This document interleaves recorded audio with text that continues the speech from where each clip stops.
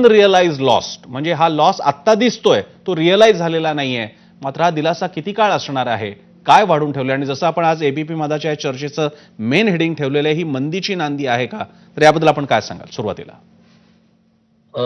मला वाटतं आपण परवाच बोललो होतो हो. की हे टॅरिफ वॉर सुरू झालेलं आहे आणि हम्म. टॅरिफ वॉर मध्ये हे अपेक्षित होतं की आता देशाच्या सीमा आपण ज्या पुसल्या गेल्या होत्या ट्रेड वॉर मध्ये हम्म. त्या बंद झाल्या आणि आता पुन्हा आपण त्या देशाच्या सीमारेषा आखलेल्या आहेत आणि त्यामुळे हे न्यूक्लिअर वॉरपेक्षा कदाचित भयानक असू शकतं. म्हणजे उदाहरणार्थ आता खरं सांग, म्हणजे मला असं वाटतं की युएसने जे आता जे टॅरिफ लादलेले आहेत त्याचा विपरीत परिणाम युएसच्याच अर्थव्यवस्थेवर होईल. म्हणजे आगामी काळात म्हणजे आपण असं म्हणूया की येत्या 6 महिन्यात किंवा वर्षभरात जर हे टॅरिफ तसेच ठेवले तर, कारण कालच तिथे आंदोलन झालं होतं आणि जशी आपण परवा मला वाटतं चर्चेत बोललो होतो की कदाचित नागरिकांकडे असंतोष होईल आणि त्यामुळे नंतर त्यांचा प्लॅन असाही असेल की पहिल्यांदा आम्ही निवडणुकीत आश्वासन दिल्याप्रमाणे आम्ही टॅरिफ रेट्स वाढवले आणि नंतर आम्हाला ते नाईलाजाने केवळ नागरिकांच्या म्हणण्यानुसार आम्हाला ते कमी करावे लागले.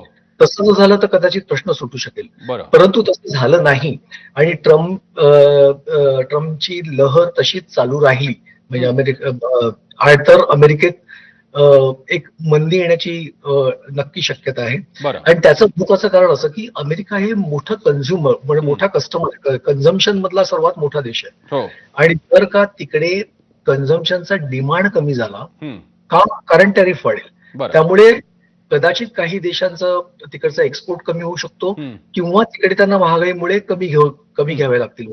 त्याच्यामुळे काय होईल, जगात इतर तिकडे सप्लाय जास्त होईल आणि सप्लाय जास्त झाल्यामुळे कदाचित डिफ्लेशन हा प्रकार येईल. इन्फ्लेशन सोडाच, म्हणजे अमेरिकेत इन्फ्लेशन बाहेर डिफ्लेशन असंही होऊ शकतं आणि याचा ओव्हरऑल जागतिक मंदीचा एक पहिली स्टेप असं आपण म्हणू शकतो, पण याचा सर्वात जास्त दुष्परिणाम अमेरिकेला होईल.